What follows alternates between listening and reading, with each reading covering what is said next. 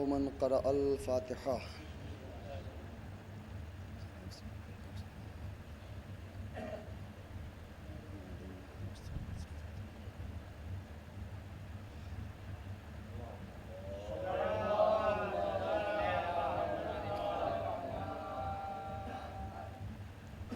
لا حول ولا قوة إلا بالله العلي العظيم. أعوذ بالله من الشيطان اللعين الرجيم.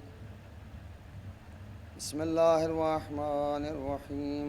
الحمد لله رب العالمين. الصلاة والسلام على سيد الأشرف الأنبياء والمرسلين خاتم النبيين سيد المرسلين مولانا مولا الثقلين جد الحسن والحسين أبو القاسم محمد وعلى أهل بيته الطيبين الطاهرين المعصومين المظلومين. أما بعد، فقد قال الله تعالى في كتاب المجيد والقرآن الحميد: وأصدق الصادقين وقوله الحق. بسم الله الرحمن الرحيم. هو الذي بعث في الأميين رسولا منهم يتلو عليهم آياته ويزكيهم ويعلمهم الكتاب والحكمة وإن كانوا من قبل لفي ضلال مبين. صلوات محمد عزیزان محترم، سامعین کرام، عزاداران سید الشہداء، آج کی اس مجلس کے لیے جس آیے مبارکہ کو آیات کی تلاوت کا شرف حاصل کیا ہے، سورہ جمعہ کی آیت ہے، شروع کی چند آیات جن کو تلاوت کرنے کا شرف حاصل کیا. شب جمعہ بھی ہے اور کل کا آنے والا دن جمعے کا ہے. جمعہ اپنی جگہ اپنی ایک الگ حیثیت رکھتا ہے. تمام ایام کا سردار کہا جاتا ہے جمعہ. اور معصومین سے جب پوچھا گیا کہ یہ تمام ایام کا سردار کیوں ہے، تو معصومین نے فرمایا اس لیے کیونکہ کثرت کے ساتھ معصومین کی ولادت جمعے کے دن ہوئی ہے، اس لیے اس دن کو تمام ایام کا سردار قرار دیا ہے. تو ظاہر سی بات ہے، معصومین کی خصوصیت ہے جس دن میں پیدا ہوں وہ دن تمام ایام کا سردار ہو جائے.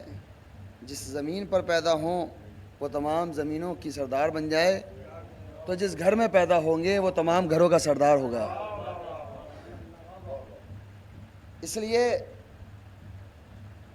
ایک پیغام جو آپ تک پہنچانا ہے چند معروضات کے ذریعے سے، پہلے میں قرآن کی ان آیات کی ترجمہ کروں کہ جو آپ کی خدمت میں تلاوت کرنے کا شرف حاصل کیا. ترجمہ بزرگوں کے لیے نہیں، جوانوں کے لیے ہے، بزرگ مجھ سے زیادہ جانتے ہیں. پروردگار عالم کے ارشاد گرامی ہے: هو الذی بعث فی الامیین، ہم نے مبعوث کیا. هو الذی، وہ ہے، بعث فی الامیین، جس نے مبعوث کیا امیین کے درمیان. کسے کیا مبعوث کیا؟ رسولم منہم، جو انہی میں سے تھا، یتلو علیہم آیاتہ، اور اس نے کیا کیا؟ آیات کی تلاوت کی. وَيُزَكِّيهِمْ، اور تزکیہ نفس کیا. وَيُعَلِّمُهُمُ الْكِتَابَ وَالْحِكْمَةَ، اور اس نے کتاب اور حکمت کی تعلیم دی. وَإِنْ كَانُوا مِنْ قَبْلُ لَفِي ضَلَالٍ مُبِينٍ، حالانکہ اس سے پہلے وہ لوگ کھلی ہوئی گمراہی میں تھے. یہ آیات کا ترجمہ ہے. آیات کو تھوڑا سا سمجھ لیں، پھر میں اپنے مقصد کو بیان کرتا ہوں. قرآن کیا کہہ رہا ہے؟ بسم اللہ الرحمن الرحیم. هو الذی، وہ ہے. کون؟ هو الذی بعث، جس نے مبعوث کیا. رسولم رسول کو، منہم جو انہی میں سے ہے، رسولم منہم هو الذی بعث فی الامیین، امیین کے درمیان، مسلمان نے ترجمہ کیا جاہلوں کے درمیان، امیین کا جو معنی نکالا وہ جاہل نکالا۔ جاہل ہماری زبان میں کہتے ہیں ان پڑھ، جاہل کہتے ہیں الٹریٹ، جس کو پڑھنا نہ آتا ہو، جس کو لکھنا نہ آتا ہو۔ تو کیا ترجمہ ٹھیک تھا کہ یہ کہہ دیا جائے کہ وہ لوگ جاہل تھے؟ کیا عرب کے لوگ جاہل تھے؟ کیا عرب کے لوگ بغیر پڑھے لکھے تھے؟ کیا عرب کے لوگوں کو پڑھنا نہیں آتا تھا؟ اگر پڑھنا نہیں آتا تھا تو لات و منات کے بارے میں جو شعر کہا کرتے تھے اور ان کو لکھا کرتے تھے تو وہ جاہل تو لکھ نہیں سکتا۔ اس کا مطلب پڑھنا بھی آتا تھا، لکھنا بھی آتا تھا۔ طریقہ کیا تھا؟ طریقہ یہ تھا اس زمانے کا کہ وہ لوگ اپنے خداؤں کے بارے میں قصیدے کہتے تھے، اور قصیدے کہنے کے بعد وہ خانہ کعبہ کی دیوار پر لگا دیتے تھے، اور جب تک اس سے بہتر کوئی کلام نہ لکھا جائے تب تک وہ وہاں لٹکا رہتا تھا۔ یعنی لگانے والا بھی پڑھا لکھا تھا اور پڑھنے والے بھی پڑھے لکھے تھے، بار بار آ کر دیکھتے تھے اس سے اچھا کلام نہیں ہوا لہذا لٹ کے رہنے دو، اس سے اچھا کلام نہیں ہوا لہذا لٹ کے رہنے دو، اس سے اچھا کلام نہیں ہوا لہذا لٹ کے رہنے دو۔ بڑے سے بڑا ادیب، بڑے سے بڑا پڑھا لکھا، بڑے سے بڑا سمجھدار پڑھ کر چلا جاتا تھا۔ کائنات کا ایک پڑھا لکھا جس کو اللہ نے پڑھا کر بھیجا، جس کو اللہ نے پڑھا کر بھیجا، اس نے کیا کیا؟ اس نے 2 لائنیں لکھی، بسم اللہ الرحمن الرحیم، انا اعطیناک الکوثر فصلی لربک وانحر انا شانئک هو الابتر۔ اب وہ جو کلام لکھا ہوا تھا اسے اتار دیا اور اس کو لگا دیا۔ اب جتنے بھی لوگ تھے آنے کے بعد انہوں نے پڑھنا شروع کیا، بسم اللہ الرحمن الرحیم، انا اعطیناک الکوثر فصلی لربک وانحر انا شانئک هو الابتر۔ اب میں آپ سے سوال کہتا ہوں، کیا ان کو پڑھنے کا ثواب ملا؟ آپ تو کہتے ہیں تلاوت کا ثواب ملتا ہے۔ بھائی اگر سورہ انا اعطینا بار بار پڑھ رہے ہیں تو تلاوت ہی تو ہوئی۔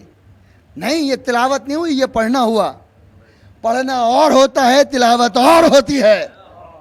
دیکھیں آپ کے ذہنوں کا آمادہ کرنا چاہتا ہوں، تلاوت اور ہوتی ہے، پڑھنا اور ہوتا ہے۔ انا اعطیناک الکوثر، انا اعطیناک الکوثر، انا اعطینا، سب پڑھ رہے ہیں، لیکن کوئی بھی انسان جتنے بھی پڑھ کر جا رہے ہیں وہ کسی کی ہمت نہیں ہے کہ اس کو اتار سکے۔ جب پڑھے لکھوں کو بلایا تو ان میں سے ایک پڑھا لکھا آگے بڑھا اور پڑھنے کے بعد اس نے لکھا مہذا کلام البشر، یہ کسی انسان کا کلام نہیں ہے، یہ کسی انسان کا کلام نہیں ہے، یہ کسی انسان کا کلام نہیں ہے۔ جب اس نے لکھا یہ کسی انسان کا کلام نہیں ہے تو اب سمجھ میں آیا میرے کہ پورے قرآن کے اندر سب سے چھوٹا سورہ ہے سورہ کوثر۔ اور اب میں کہوں گا جب سورہ کوثر کا جواب نہ لا سکے تو ساقی کوثر کا جواب کیا لاؤ گے؟ صلوات محمد و آل محمد۔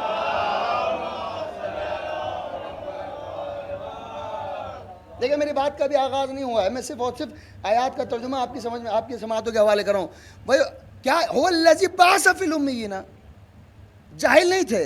امیین کے درمیان مطلب یہ ہے کہ مکے والوں کے درمیان، کہتے ہیں ماں کو، اور تمام زمینوں کی ماں کا نام ہے مکے کی زمین، اس لیے وہاں کے لوگوں کو امی کہا جاتا ہے، جاہلوں کو نہیں کہا جاتا۔ پھر امیین کیا کر کے بھیجا؟ رسولم، رسول بنا کر بھیجا۔ کیا کرتا ہے؟ هو الذی بعث فی الامیین رسولا منہم یتلو علیہم آیاتہ ویزکیہم ویعلمہم الکتاب۔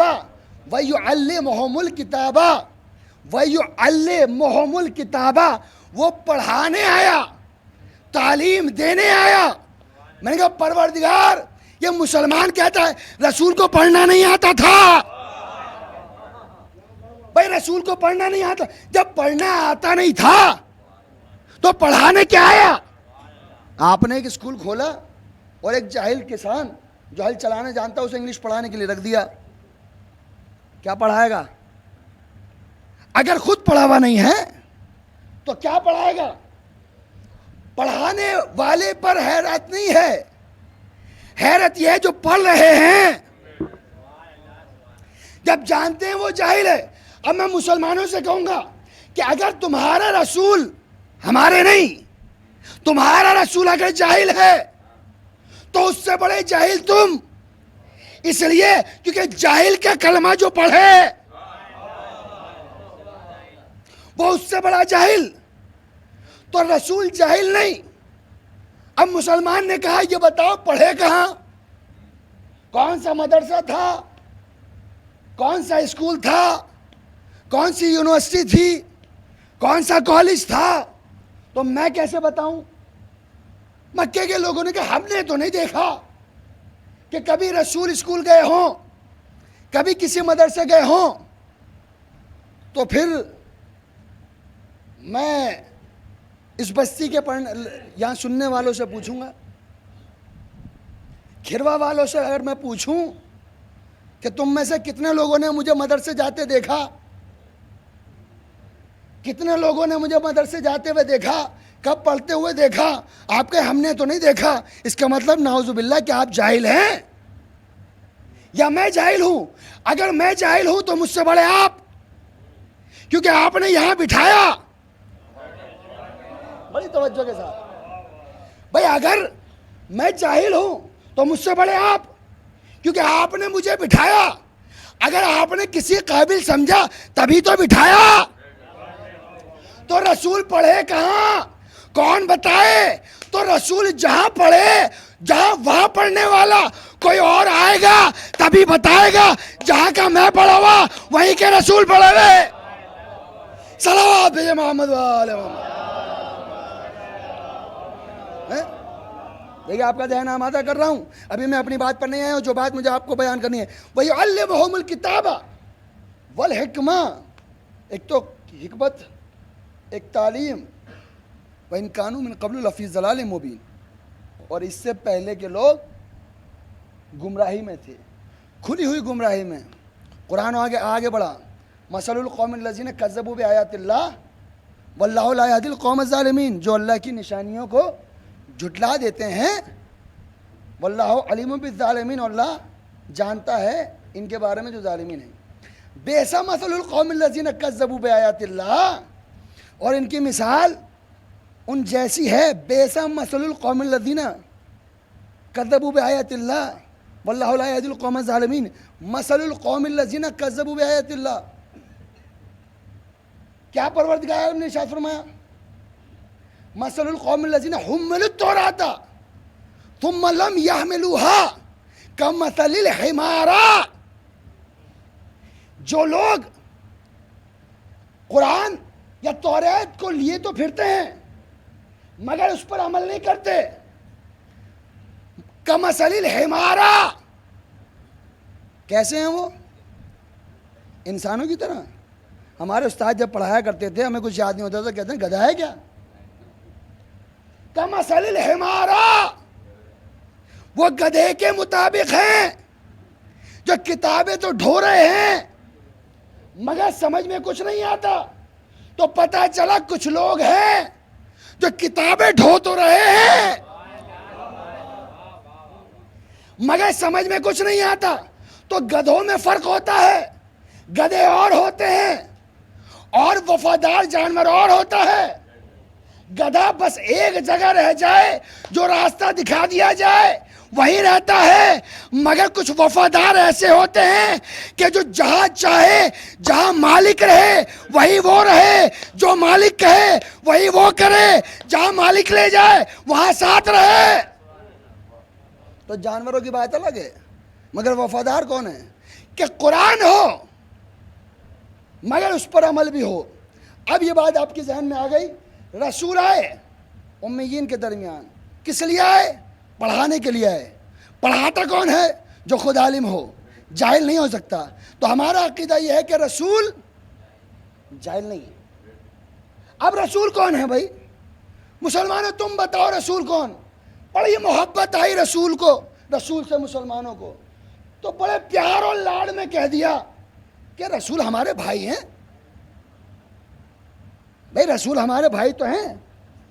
آج مجھے اگر کسی اپنے مرد مومن بھائی پہ ذرا پیار آ جائے، کہتا ہے یہ ہمارا بھائی ہے، تو ہمارا کہہ دینا بھائی اور ہے، مگر رسول کو بھائی نہیں کہہ سکتے۔ اور کیا کہا؟ اے مسلمانوں تمہارا رسول نبی کب بنا؟ کہا 40 سال کے بعد اب میری بات کا آغاز ہو رہا ہے۔ جس رسول کو لوگ 40 سال تک رسول نہ مانے تو اب یہ بتاؤ اس رسول کا بچپنا کیا ہوا؟ رسول آیا ہے آئیڈیل بن کر، بچوں کے لیے بھی، جوانوں کے لیے بھی، بوڑھوں کے لیے بھی۔ دیکھیں میں اپنی بات کا آغاز کر رہا ہوں، آپ مجھے میرے ساتھ رہیں۔ رسول آئیڈیل بن کر آئے بچوں کے۔ مکے کے لوگ رسول کو رسول نہیں مانتے، نبی کی بات سے اتفاق نہیں کرتے، مگر تاریخ نے لکھا کہ بچوں سے کہتے ہیں کھیلنا تو رسول کے آس پاس کھیلنا، محمد کے آس پاس رہنا، کیونکہ کھیل کھیل میں وہ سیکھ کر آؤ گے جو کسی مکتب میں بھی سیکھنا نہیں ملتا۔ یہ رسول کا بچپنا۔ اور جوانی کیا ہے کہ اپنی امانتیں بھی رسول کو رکھوا کر چلے جائیں، یہ ہے رسول کی ذات۔ تو رسول 40 سال کے بعد نبی نہیں بنے۔ اب ہم دنیا سے کیوں پوچھیں؟ اگر ہمارے پاس ذریعہ نہ ہو تو ہم دنیا سے پوچھیں۔ چلیے رسول سے بولتے ہیں، یا رسول اللہ آپ نبی کب بنے؟ کب بنے؟ کنتو نبیًا کانا آدمہ بین المائے والطین، میں بنا نہیں آیا کر، میں تو نبی تھا، میں تو نبی تھا۔ کب نبی تھے؟ کب؟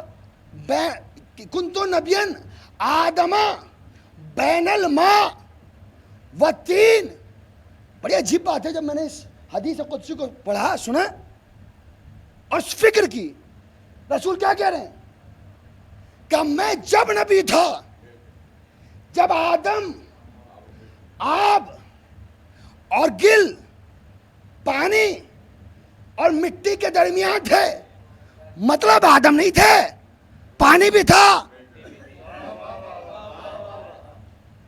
آدم نہیں تھے، پانی بھی تھا، مٹی بھی تھی۔ اب بھائی پانی کی بات کی جائے، پانی کہاں سے آیا؟ تو قرآن نے آگے بڑھ کر کہا بسم اللہ الرحمن الرحیم، انا انزلنا من السماء ماء طہورا، ہم نے آسمان سے پاک و پاکیزہ پانی کو نازل کیا۔ اس کا مطلب پانی نہیں تھا، آسمان تھا۔ بھئی آسمان نہ ہوتا تو پانی کہاں سے آتا؟ آدم نہ تھے، پانی بھی تھا، مٹی بھی تھی، پانی کہاں سے آیا؟ انا انزلنا من السماء ماء طہورا، ہم نے پاک و پاکیزہ پانی کو آسمان سے نازل کیا۔ تو پانی بعد میں آیا، آسمان پہلے تھا۔ اب آسمان کب سے تھا؟ تو خدا نے آگے بڑھ کر کہا لولاک وما خلقت الافلاک، اے میرے نبی تم نہ ہوتے تو میں آسمان کو خلق ہی نہ کرتا۔ بھائی توجہ نہیں کر رہے ہیں آپ؟ دیکھیں میں جس طریقے سے محنت کر رہا ہوں قرآن سے استدلال آپ کی خدمت میں پیش کرنے کی کوشش کر رہا ہوں۔ کنتو نبیًا کانا آدمہ بین الماء والطین، میں تو جب بھی دیکھیں بہت بڑا فیصلہ دوں گا میں آپ کی خدمت میں آج انشاءاللہ، اور آپ محظوظ ہو جائیے گا۔ کنتو نبیًا کانا آدمہ بین الماء والطین، میں تو جب بھی نبی تھا جب آدم پانی اور مٹی کے درمیان تھے۔ بھیا پانی کہاں سے آیا؟ کہ آسمان سے آیا۔ آسمان کہاں سے آیا؟ کہ نبی کے صدقے میں خلق ہوا۔ اگر نبی نہ ہوتے تو آسمان نہ ہوتا، آسمان نہ ہوتا تو پانی نہ ہوتا، اور پانی نہ ہوتے تو آدم نہ ہوتا۔ بھائی پانی نہ ہوتا تو آدم نہیں ہوتے، یعنی آدم ہے ہمارے باپ۔ اب آئیے مٹی کہاں سے آئی؟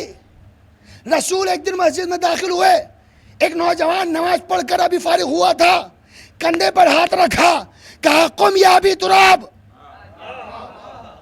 کھڑے ہو جا اے مٹی کے باپ، قم یا ابی تراب، اے مٹی کے باپ کھڑا ہو جا۔ اب علماء سے پوچھئے گا، آپ کے پاس آتے رہتے ہیں اور آپ سنتے رہتے ہیں، علماء سے گفتگو ہوتی رہتی ہے، رسول کا ایک لقب ہے ابو طاہر، اور مولائے کائنات کا لقب ہے ابو تراب۔ ابو طاہر کا علماء نے ترجمہ کیا پانی کا باپ، اور ابو تراب کا ترجمہ آپ جانتے ہیں، مٹی کا باپ، رسول ہے پانی کے باپ، علی ہے مٹی کے باپ، آدم ہمارے باپ۔ اگر یہ دو باپ نہ ہوتے تو آدم نہیں ہوتے۔ اب آئیے میں آپ کی خدمت میں اسلام کا ایک قانون، مسائل میں سے ایک مسئلہ بیان کرتا ہوں، آپ پھر سنیے۔ رسول ہیں پانی کے باپ، علی ہے مٹی کے باپ۔ طہارت بس دو ہی چیزوں سے ہوتی ہے،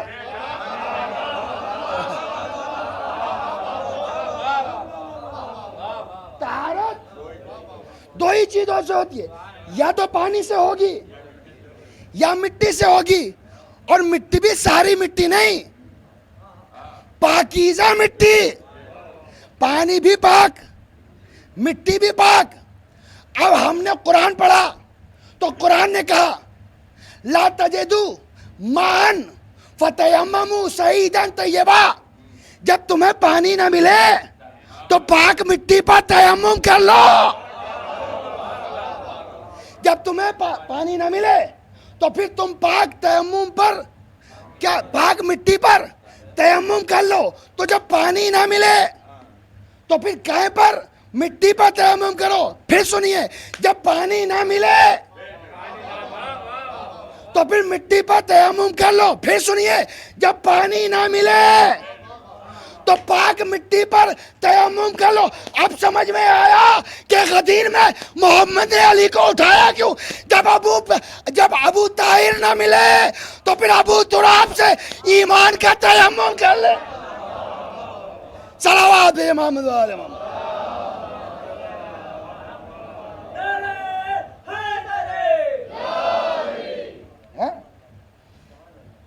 اب سمجھ میں آیا غدیر میں خود کو چھپایا کیوں، علی کو اٹھایا کیوں؟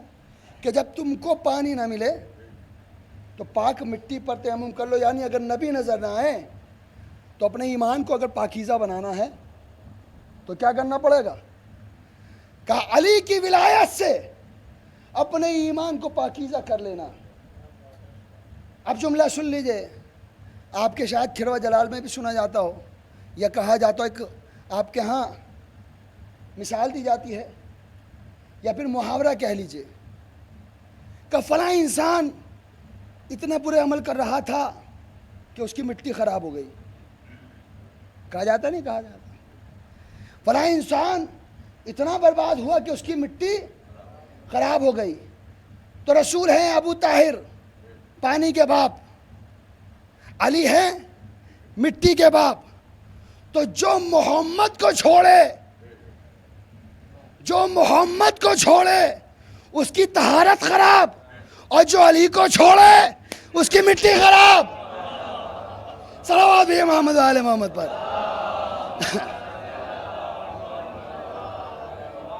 اس سے بہتر انداز میں ایک صلوات اور بھیجے محمد والے۔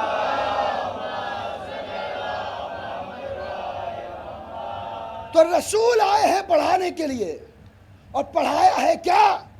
کہ دیکھو اگر اہل بیت سے محبت کرو گے تو زندہ رہو گے، ورنہ تو مر جاؤ گے۔ اگر اہل بیت سے محبت نہیں تو موت، اور محبت ہے تو زندہ ہو۔ زندہ ہونے کی دلیل یہ ہے کہ اسمع افہم کہہ کر بتایا جاتا ہے، سن بھی رہا ہے سمجھ بھی رہا ہے، تم زندہ ہو۔ علی کی محبت انسان کو مرنے نہیں دیتی۔ جس کے دل میں علی پیدا ہے، جس کے دل میں علی موجود ہیں، نہ اس کا دل مرے گا، نہ دھڑکنیں رکیں گی، نہ انسان ختم ہوگا۔ ظاہری دھڑکنیں رک سکتی ہیں، مگر جو ایمان کی دھڑکنیں ہیں وہ قبر میں جا کر بھی نہیں رک سکتی۔ علی جس دل کے اندر ہیں، کسی نے مولا سے پوچھا خانہ کعبہ کی فضیلت کیا ہے اور مومن کے دل کی فضیلت کیا ہے، اور دونوں میں سے افضل کیا ہے؟ تو امام نے فرمایا خانہ کعبہ سے زیادہ مومن کا دل افضل ہے، اس لیے کیونکہ خانہ کعبہ میں علی 3 دن رہے اور مومن کے دل میں ہمیشہ رہتے ہیں۔ خانہ کعبہ میں 3 دن علی کے یعنی مومن کے دل میں ہمیشہ رہتے ہیں۔ لہٰذا اب اگلا جملہ بھی تبلیغ ہے، کیونکہ میں امام جماعت ہوں، اس وجہ سے میں اپنی مجلسوں کے اندر ہر جملے کے درمیان کوشش کرتا ہوں جہاں بھی تبلیغ کا جملہ ایک لگ جائے تو لگنا چاہیے، تاکہ کسی کے دل میں بھی بات اگر پہنچ جائے تو میری محنت پوری ہو جائے۔ جب ہر دل کے اندر علی پائے جاتے ہیں اور علی اس مومن کا دل افضل ہے خانہ کعبہ سے، تو اب سوچ لیجئے کسی مومن کا دل توڑنا خانہ کعبہ سے برا ہے۔ صلوات محمد و آل محمد پر۔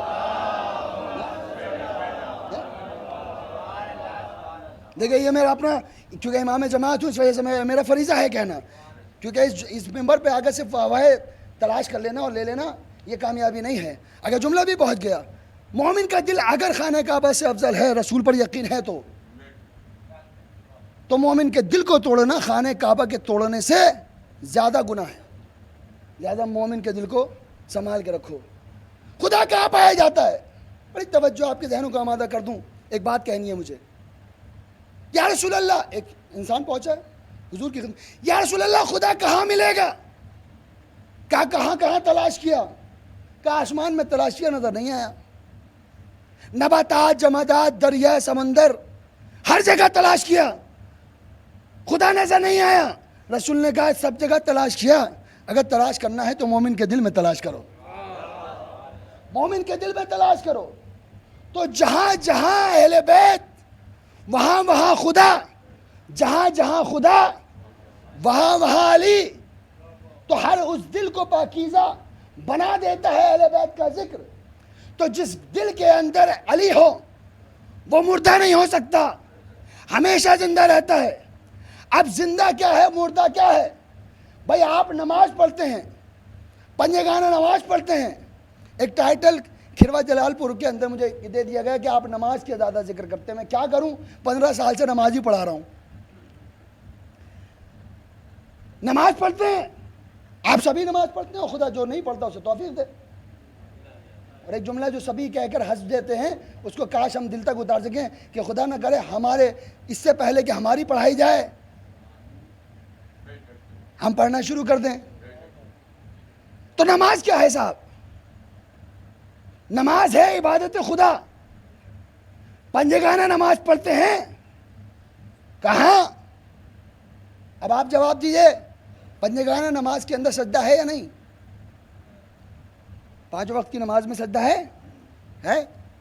اچھا ہفتے میں ایک نماز پڑھی جاتی ہے، نماز جمعہ جو کل پڑھی جائے گی، نماز جمعہ میں سجدہ ہے؟ سال میں ایک بار نماز پڑھی جاتی ہے، نماز عیدین، نماز عیدین میں سجدہ ہے؟ نماز پڑھی جاتی ہے نماز آیات، نماز آیات میں سجدہ ہے؟ زندگی میں ایک نماز پڑھی جاتی ہے، نماز میت، بھائی سجدہ ہے؟ اور کوئی کرا دے تو نماز ہو جائے گی؟ نہیں۔ پروردگار نماز تو نماز ہی ہوتی ہے، یہ ساری نمازوں میں سجدہ، مگر ایک نماز ایسی جس میں سجدہ نہیں۔ میں نے کہا پروردگار کیا ماجرا ہے، اس نماز میں سجدہ کیوں نہیں؟ کہا نادان دیکھنے رہا سامنے کیا رکھا ہے؟ کہا سامنے رکھا ہے مردہ، اگر میں نے مردہ کو سجدہ کرا دیا تو دنیا کہے گی مسلمان مردہ کو سجدہ کرتے ہیں۔ میں نے کہا پروردگار بات سمجھ میں نہیں آئی، کہا قرآن پڑھ۔ ہم نے کہا اے ملائکہ جب تک پتلے میں روح نہ پھونک دوں، جب تک پتلے میں روح نہ پھونک دوں تب تک سجدہ مت کرنا۔ میں نے کہا پروردگار کیوں؟ کہ مردے کو سجدہ نہیں کرایا جاتا جب تک کہ اس کے اندر روح نہ آ جائے۔ میں نے کہا پروردگار سمجھ میں نہیں آیا کہ تو نے نہیں دیکھا جب تک علی پیدا نہ ہوا خانہ کعبہ کو سجدہ نہیں کروایا۔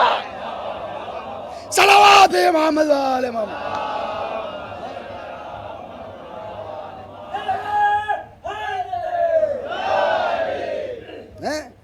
جب تک خانہ کعبہ میں علی پیدا نہ ہو گئے کہہ دیا جائے، اب مجھے کہنے دیجئے کہ اس کا مطلب یہ ہوا کہ علی کی ولادت سے پہلے خانہ کعبہ مردہ تھا، روح کعبہ آ گئی تو زندہ ہو گیا. تو اب عزیزان محترم کہنے دیجئے، جو علی کعبے کو زندہ رکھے وہ ہم مومنوں کو زندہ نہ رکھے گا. علی کی محبت انسان کو زندہ رکھتی ہے. اب نماز میت کی بات آئی ہے تو ایک جملہ مجھے یاد آ گیا، گزشتہ سال میں نے کسی مجلس میں پڑھا تھا. نماز میت، پھر آپ کہیں گے کہ نماز کی بات آ گئی. زندگی بھر نماز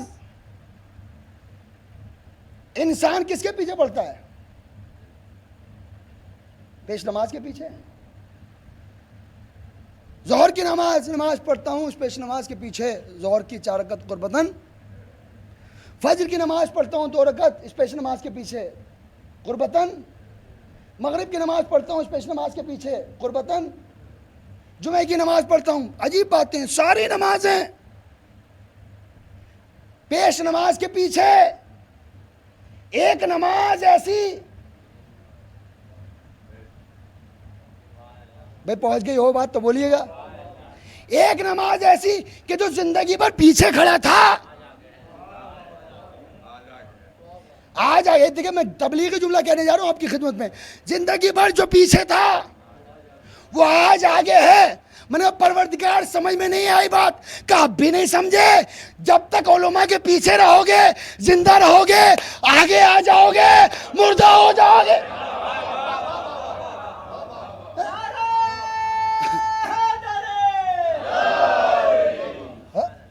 جب تک علماء کے پیچھے رہو گے زندہ رہو گے، جب آگے آ جاؤ گے مردہ ہو جاؤ گے. اب اگر کوئی آیت اللہ خامنائی، آیت اللہ سیستانی، آیت اللہ زرزکی، آیت اللہ کو برا کہے، علماء کو برا کہے تو برا مت مانیے، وہ مردہ ہو چکا ہے. صلوات محمد و آل محمد پر.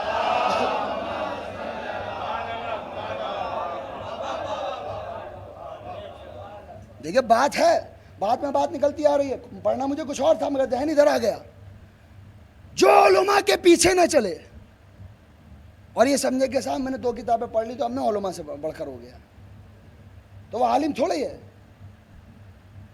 علم انسان کے اندر انکساری پیدا کرتا ہے. جب تکبر آنے لگے سمجھ لیے سیرت شیطان پر چل رہا ہے. جتنا ڈاؤن ٹو ارتھ ہونے لگے، زمین کی طرف جھکنے لگے، سمجھ جائیے کہ اس کے پاس علم آ رہا ہے. علم آتا کیسے؟ کہ جتنا علم بڑھتا چلا جائے گا اتنی عبادتیں بڑھتی چلی جائیں گی. جتنی عبادتیں بڑھتی چلی جائیں گی اس میں انسانیت پیدا ہوتی چلی جائے گی. اسی لیے آیت اللہ سیستانی کا جملہ سنیے اور مسئلہ دیکھیے، توضیح المسائل میں جا کر پڑھ لیجیے گا. آیت اللہ سیستانی کہتے ہیں اس گھر میں نہ بیٹی دو اور نہ اس گھر سے بیٹی لو جس میں نماز نہیں پڑھی جاتی. بڑا خاموش جملہ تھا، جملہ بولتا ہوا تھا مگر مجمع خاموش تھا. نہ اس گھر سے بیٹی لو نہ اس گھر میں بیٹی دو جس میں نماز نہیں پڑھی جاتی. آیت اللہ سیستانی نے پوچھا، آیت اللہ سیستانی سے پوچھا گیا وجہ کیا ہے؟ آیت اللہ سیستانی نے جواب دیا اس لیے کہ جس کو سجدہ کرنے کا سلیقہ نہ آتا ہو اسے زندگی گزارنے کا کیا سلیقہ ہے؟ صلوات محمد و آل محمد.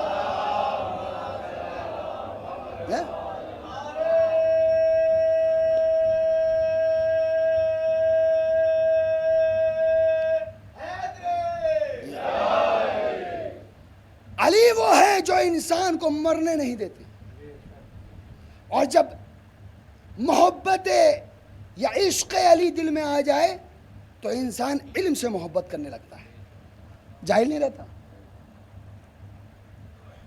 واٹس ایپ پر آئے ہوئے اقوال کو آگے بڑھا دینا یہ تبلیغ نہیں ہے. پہلے خود اس پر عمل کرنا پھر آگے بڑھانا، یہ ہے تبلیغ. اثر بھی جب ہی ہوگا. صبح اٹھے دیکھا بڑا اچھا قول ہے، ایک سامنے بڑا اچھا قول مجھے بھیج دیا. اچھا آج کل کیا ہوتا ہے کہ مجھے اگر آپ پر ٹون کرنا ہے اور قول مجھے ہاتھ لگ گیا تو یہ نہیں دیکھوں گا کہ یہ قول ہے بھی یا نہیں، بس سیدھا بھیج دوں گا کہ مولا کائنات نے فرمایا. عجیب بات ہے. پہلے سمجھ تو لو ہے کیا. ایک صاحب نے مجھے ایک واٹس ایپ بھیجا کہ اچھا اخلاق نماز پڑھنے سے بہتر ہے، اور نیچے لکھا فرمان مولا کائنات. اچھا اخلاق نماز پڑھنے سے بہتر ہے. تو میں نے کہا جو نمازی ہوگا اسی کا اچھا اخلاق ہوگا، اور جو اخلاق اچھا ہو اور نمازی ہو نمازی نہ ہو، نہ اس کا اخلاق اچھا ہے نہ کردار اچھا ہے. تو آپ کہنے سے پہلے سمجھیں کہ علی کے یعنی اہل بیت سے محبت آپ کو کس حد تک ہے. مولا کائنات کی محبت صرف زندگی نہیں دیتی بلکہ مشکلوں میں نجات بھی دیتی ہے. آخری بات ہے اور آپ کی زحمت تمام، کیونکہ اس کے بعد بھی مجلس ہونا ہے. علی کی محبت انسان کو مردہ نہیں ہونے دے گی. علی کی محبت انسان کو نجات دے گی. جہاں آپ پھنس جائیں گے علم نہیں بھی ہوگا تو ذہن میں جواب آ جائے گا. یہ محبت عشق مولا کائنات. اور جب ہم تو آپ تو وہ ہیں جو قصیدے پڑھتے ہیں، جب غیروں کو مشکل پڑی تب بھی علی مولا کائنات نے ان کی مدد کی. خلافت کا پہلا دور ایک انسان کو قیدی بنا کر لایا گیا، جرم اس کا ثابت ہو گیا، اس نے اقرار کر لیا ہاں میں نے یہ گناہ کیا ہے. کہا تمہیں سزا کیا دی جائے. سزا معین ہوئی، اس کو موت کی سزا دی جائے. جب موت کی سزا معین ہو گئی تو طے پایا کہ بتاؤ تمہاری آخری خواہش کیا ہے. تمہاری آخری خواہش کیا ہے؟ اس نے کہا میری آخری خواہش یہ ہے کہ مجھے ایک کوزہ پانی پلایا جائے. جلد نمبر 2 دمت الساکبہ سے بات پڑھ رہا ہوں، یہ جا کر آپ سند دیکھ لیجئے گا. جلد نمبر 1 دمت الساکبہ. ایک کوزہ پانی چاہیے. کوزہ تھا مٹی کا، پانی بھر کے لایا گیا، خلیفہ کے سامنے کھڑا ہو گیا. سزائے موت دو گے؟ اس نے کہا طے ہوئی ہے، تمہیں موت کی سزا دی جائے گی. کہا آپ نے کیا کہا؟ کہ تیری آخری خواہش پوری کر کے سزا دوں گا. کہ میری خواہش کیا ہے؟ کہ یہ پانی. کون سا؟ یہ پانی جو اس کوزے میں ہے جب تک نہ پی لوں تب تک مجھے سزائے موت نہیں دے سکتے. اس نے کہا بالکل طے، جب تک تم یہ پانی نہیں پی لو گے تب تک سزائے موت نہیں دی جائے گی. خلیفہ نے اتنا کہا اور اس نے پانی کو اندھا دیا. پانی زمین میں، زمین نے پانی کو پی لیا، کوزہ خالی. اب اس نے کہا کہ حضور اب اسے سزائے موت دی جائے، کہ آپ نہیں دے سکتے. اس لیے کیونکہ بات یہ طے ہوئی ہے کہ جب تک اس کوزے کا پانی نہ پی لوں تب تک سزا نہیں دی جائے گی. تو مجھے تو وہی پانی چاہیے. جب تک پانی نہیں آئے گا تو مجھے سزا نہیں دے سکتے، اور سزا دے دو تو اس کا مطلب جھوٹے ہو، اور جو جھوٹا ہو وہ خلیفہ نہیں ہوتا. جو جھوٹا ہو، اللہ اکبر. اے فاطمہ کے مقابلے پر آنے والوں،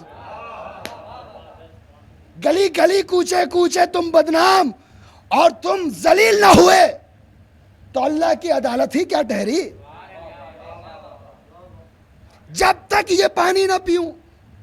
اب مسئلہ بڑا مشکل کتاب، اب کیا کیا جائے؟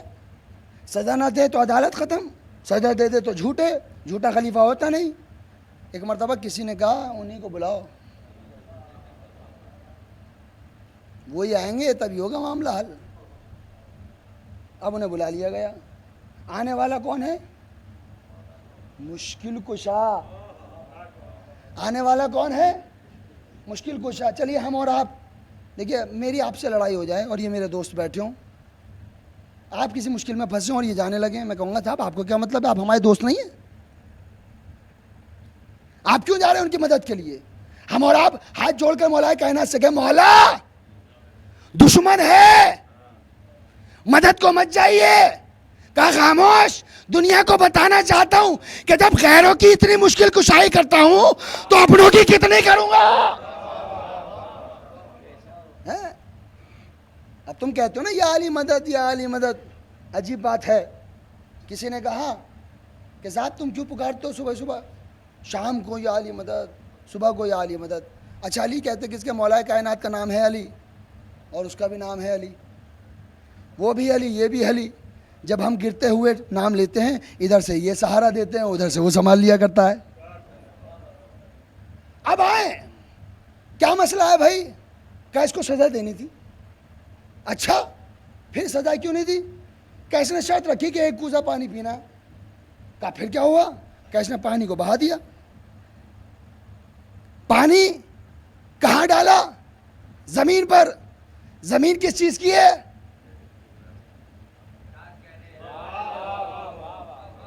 زمین کس چیز کی ہے؟ مٹی مت کہیے. ہاں مٹی کس کی ہے؟ تراب کی. کوزہ کہاں کا؟ اب عزیزان ہوتا میں یہاں ایک مثال دیا کرتا ہوں. میرے 2 بیٹے ہیں, آپ میرے گھر پر پہنچے, آپ کے ہاتھ میں کوئی سامان تھا, آپ نے لا کر ٹیبل پہ رکھ دیا, آپ بیٹھے ہوئے تھے, میرے بچوں نے اٹھا لیا اور انہیں اتنا پیارا لگا کہ ایسے پکڑ لیا. اب جب آپ چلنے لگے تو آپ نے کہا لاؤ بیٹا ہمیں دے دو. نہیں ہم تو نہیں دیں گے, ہم نہیں دیں گے. آپ نے بڑی کوشش کی, نہیں دی. میں آگے بڑھا, میں نے کہا لال میرے بچے لا مجھے دے دے. اس نے کہا فوراً. اب انہوں نے پوچھا حضور ہم نے اتنا مانگا انہوں نے نہیں دیا, مگر آپ نے ایک بار مانگا دے دیا. میں نے کہا اس لیے کیونکہ میں ہوں ان کا ابو, میں ہوں ان کا باپ, اور باپ کی اولاد بات نہ مانے تو نالائق اور مان جائے تو لائق. اب جب مسئلہ آیا کہ پانی آئے کیسے, علی نے کہا کوزہ دو. کوزے سے کہا اور زمین کی طرف دیکھا کہ تم ہو میری اولاد, پانی واپس دو. اب جو کوزہ لگایا پانی واپس آنے لگا. پورے مجمع نے دیکھا. ایک مرتبہ اس نے کہا نہ میں قیدی ہوں نہ چور ہوں نہ میں جھوٹا ہوں, میں تو بتانا چاہتا تھا کہ لائق کون ہے نالائق.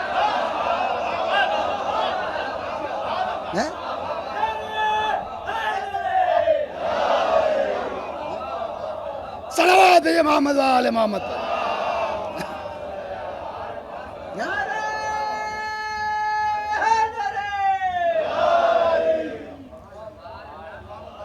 بہت سارے لوگ دربار میں اس لیے نہیں آتے تھے کہ وہ مجرم تھے, وہ مجرم کا چہرے سے نقاب اٹھانے آتے تھے.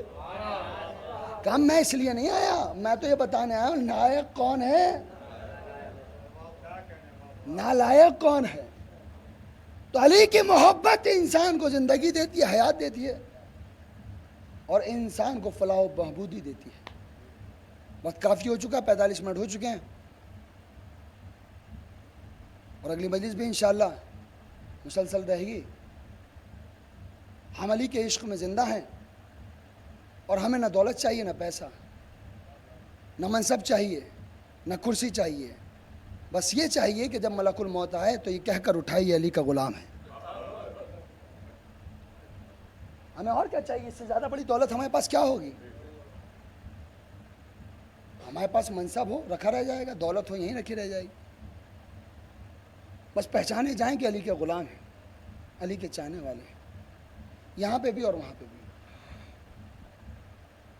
اور جب ہماری پہچان مولا کائنات ہو جائیں تو ہماری دنیا بھی کامیاب اور آخرت بھی کامیاب. اور اگر علی سے محبت ہے تو ان کی اولاد سے بھی محبت کرنی ہوگی, اور ان کی اولاد سے محبت کرنی ہوگی تو کربلا سے بھی محبت کرنی ہوگی. اور جب کربلا سے محبت کرنی ہوگی تو پھر یہ ایام آنکھوں میں آنسو آنے چاہیے. اس لیے کیونکہ میرے عزیزوں آپ تنہا نہیں بیٹھے ہوئے ہیں اس فرش اعضا پر, رسول اسلام بھی یہیں کہیں موجود ہیں, سید سجاد بھی یہیں کہیں موجود ہیں. اللہ اکبر. اور کون کہ جو مدینے سے اپنا شکستہ پہلو لیے یا حسین کہتی ہوئی ہمارے درمیان آ گئی اور آ کر کہتی ہے میرے حسین کے عزاداروں میں تم سے کچھ نہیں مانتی، میں بس اتنا چاہتی ہوں چند قطرے آنسو دے دو، اور دیکھو تم جو یہ آنسو دو گے میں محفوظ کر لوں گی، اور حشر میں اللہ کو واسطہ دوں گی، ہے پروردگار تجھے حسین کا واسطہ، یہ حسین کے چاہنے والے عزادار ہیں، یہ حسین پر رونے والے عزادار ہیں۔ ہاں عزیزان محترم، آج 7 محرم ہو گئی۔ بڑا آسان ہے یہ کہتے ہیں نا کہ 7 محرم آ گئی، ذرا حسین کے خیموں کی طرف کان لگا کر تو سنو، سکینہ کی التش التش کی آوازیں سنائی دیں گی، چھوٹے چھوٹے بچے تڑپتے ہوئے نظر آئیں گے۔ یہ کربلا والے ہیں کہ جنہوں نے امام حسین پر اپنی جان کو قربان کر دیا ہے۔ ابھی آپ نے جناب قاسم کے مصائب سنے ہوں گے، اور انشاءاللہ اس کے بعد والی مجلس میں پھر میں آپ کی خدمت میں پڑھوں گا، لیکن کربلا سنیے کربلا کیا ہے۔ کربلا میں 3 دن کے بھوکے پیاسے قتل کر دیے گئے۔ امام حسین وہ ہیں کہ جن کو سب سے زیادہ شدت پیاس پائی جاتی ہے تمام ائمہ میں، رات کو اٹھ کر پانی مانگا کرتے ہیں، اماں مجھے پانی پلا دیجئے۔ جناب فاطمہ زہرا رات کو اٹھ کر پانی پلایا کرتی ہیں، اور تاریخ یہ بھی بیان کرتی ہے، جناب شہر بانو بیان کرتی ہیں، جناب شہر بانو کہتی ہیں کہ میں رات کو اٹھ کر دیکھا کرتی تھی کہ امام کے جو سرانے ظرف رکھا ہوا ہے، برتن رکھا ہوا ہے، کہیں وہ پانی سے خالی تو نہیں ہو گیا، پانی نہیں ہوتا تو لا کر رکھ دیا کرتی تھی۔ رات کو جب امام حسین پانی مانگا کرتے تو رات کو اٹھ کر پانی دیا کرتی تھی جناب فاطمہ زہرا۔ تاریخ نے بتایا جب پہلو شکستہ ہو گیا تو اس وقت بھی جب نماز کے لیے قیام کرتی تھی تو دیوار کا سہارا لے کر کھڑی ہوتی تھی، مگر جب حسین پانی مانگتے تھے تو کونیوں کے بل جایا کر پانی پلایا کرتے۔ اللہ اکبر، اتنی محبت کس ماں میں پائی جاتی، اللہ اکبر۔ ہاں عزیزان محترم، شہزادی کی وصیتوں میں سے چند وصیتیں یہ تھیں، ابوالحسن میرے جانے کے بعد میری قبر پر تلاوت کیا کرنا، اور دیکھو رات کو اٹھ کر میرا حسین پانی مانگتا ہے، میرے حسین کو پانی پلا دیا کرنا۔ اللہ اکبر۔ شہزادی دنیا سے چلی گئیں، ایک دن تلاوت کلام پاک کریں، دیکھا قبر پر بڑی اداسی ہے۔ اے فاطمہ کیوں اداس ہو؟ جواب نہیں آیا۔ فاطمہ حسن کا واسطہ کیوں اداس ہو بتاؤ؟ جواب نہیں آیا۔ کہا تمہیں حسین کا واسطہ؟ قبر سے آواز آئی، ابوالحسن میرا حسین پانی مانگ رہا ہے، کوئی پانی دینے والا موجود نہیں ہے۔ ابوالحسن دوڑتے ہوئے آیا، اگر دیکھا حسین کہہ رہے ہیں بابا مجھے پیاس لگی ہے۔ ارے جیسے ہی پانی کا کوزہ لا کر دیا، زینب نے دیکھا بابا کیا ہوا؟ کہ حسین پانی مانگ رہا تھا مگر کوئی پانی دینے والا نہیں تھا۔ زینب نے کہا بابا وعدہ کرتی ہوں آج کے بعد کوئی وقت ایسا نہیں آئے گا کہ حسین پانی مانگے اور میں پانی نہ دے سکوں۔ تاریخ نے بیان کیا جب مصلی پر بیٹھتی تھی ایک دعا کرتی تھی، بار الہ کوئی ایسا وقت نہ آئے کہ میرا بھائی پانی مانگے اور میں پانی نہ پلا سکوں۔ ارے مدینے میں تو وقت نہ آیا۔ جزاکم ربکم خیر الجزا۔ خدا آپ کو کسی غم نہ لائے سوائے غم حسین کے۔ امام حسین کو اپنی ماں سے پیار کتنا ہے، تاریخ بیان کرتی ہے کہ ایک رات مولا کائنات کی آنکھ کھلی، دیکھا کہ حسین بستر پر موجود نہیں ہے۔ گھر میں تلاش کیا، گھر پر کہیں تلاش نظر نہیں آئے۔ ایک مرتبہ ڈھونڈتے ڈھونڈتے جنت البقیع پہنچ گئے۔ جنت البقیع جب پہنچے تو دیکھا ماں کی قبر پر لیٹے ہوئے، ماں کی قبر پر لیٹے ہوئے۔ بیٹے کو جدا کیا، بیٹا یہاں کیا کر رہے ہو؟ کہا بابا اماں کے بعد نیند نہیں آتی بابا، بابا اماں مجھے سینے پر سلایا کرتی تھی، اماں کے بغیر مجھے نیند نہیں آتی بابا، میں کیا کروں؟ اماں کو تلاش کرتا کرتا جنت البقیع آ گیا۔ ہاں عزیزان محترم، ارے کیسا محبت ماں بیٹے کی ہے۔ ایک وقت وہ آیا کہ جب فاطمہ زہرا دنیا سے رخصت ہو گئیں، غسل و کفن دیا گیا تو پھر تمام بچوں کو بلایا گیا، آؤ بچوں ارے ماں کا آخری دیدار کر لو۔ تمام بچے آئے، ام کلثوم آگے بڑھی، ماں کو بوسہ دیا، ماں آج کے بعد آپ کی زیارت میسر نہ ہوگی۔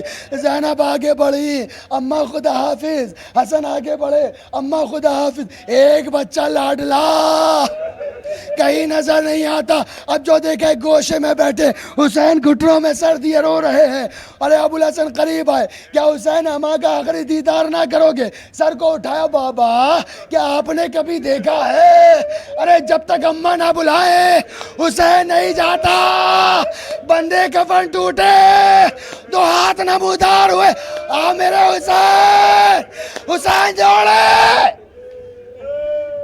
ماں کے سینے سے لگ گئے, ماں کے سینے سے لگ گئے, پیار کیا, ادھر کا بوسہ لیا, ادھر کا بوسہ دیا, پیشانی کا بوسہ دیا. اور نہ جانے آخری وقت میں لاڈلا بیٹا ہے نا, ماں کے کان میں کچھ کہنے لگا.